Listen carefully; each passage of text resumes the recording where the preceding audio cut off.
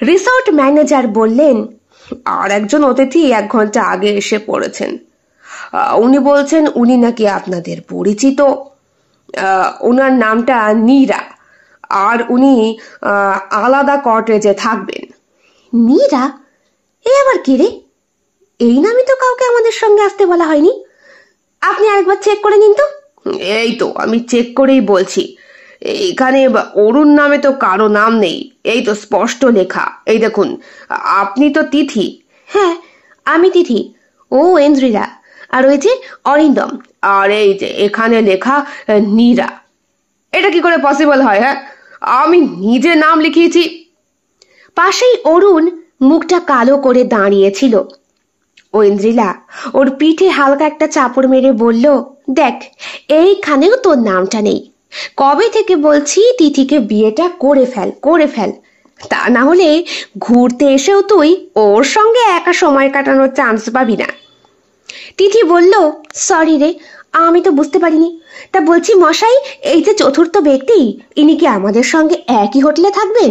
আগে না, উনি সামনেরটায় রয়েছেন, ওটাও আমাদেরই শাখা। তাহলে অসুবিধে কোথায়? এইখানে অরুণের নামটা ঢুকিয়ে নিন। আমার কোনো অসুবিধে নেই, আমি এটা করতেই পারি। তাহলে সমস্যা তো মিটেই গেল। 2 দিন শুধু পাহাড়, কুয়াশা আর একটু করে ছুঁয়ে ফেলা মুহূর্ত চাই, ব্যাস। হাসতে হাসতে বলল ঐন্দ্রিলা। ঠিক তখনই রিসোর্টের ম্যানেজার বললেন, এই যে নীরা ম্যাডাম, এনারা বলছেন আপনাকে নাকি চেনেন না।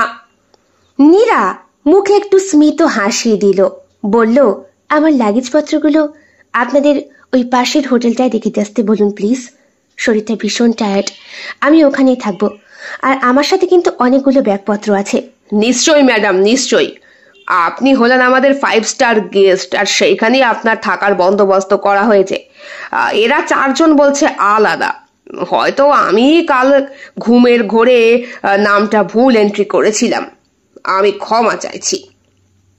একটু অদ্ভুত দৃষ্টিতে তিথি তাকায়। অরিন্দমও ভালো করে দেখে নেয় নীরাকে। ঐন্দ্রিলা ওর হাতে হালকা চিমটি কেটে বলে, কি হচ্ছে কি? এখানে এসো প্ল্যানিং করতে শুরু করেছিস? হ্যাঁ, আরে দাঁড়া, কি সুন্দর দেখতে বলতো, এখনো বোধহয় বিয়ে থা হয়নি। অরুণ, একটা চান্স নিবি নাকি? অরুণ ঘুরে তাকায় তিথির দিকে। তিথির চোখ দুটো রীতিমতো রসগোল্লার মতো হয়ে আছে, যেন ভেতরের ওই কালো মণিটা উধাও, পুরোটাই সাদা, ঠিক ভূতের মতো। অরুণ বলে, এক পেতেনিকে ঘাড়ে নিয়ে বসে আছি অরিন্দম, আমার কি আর উপায় আছে আর একটা পেতেনির সঙ্গে সংসার করি?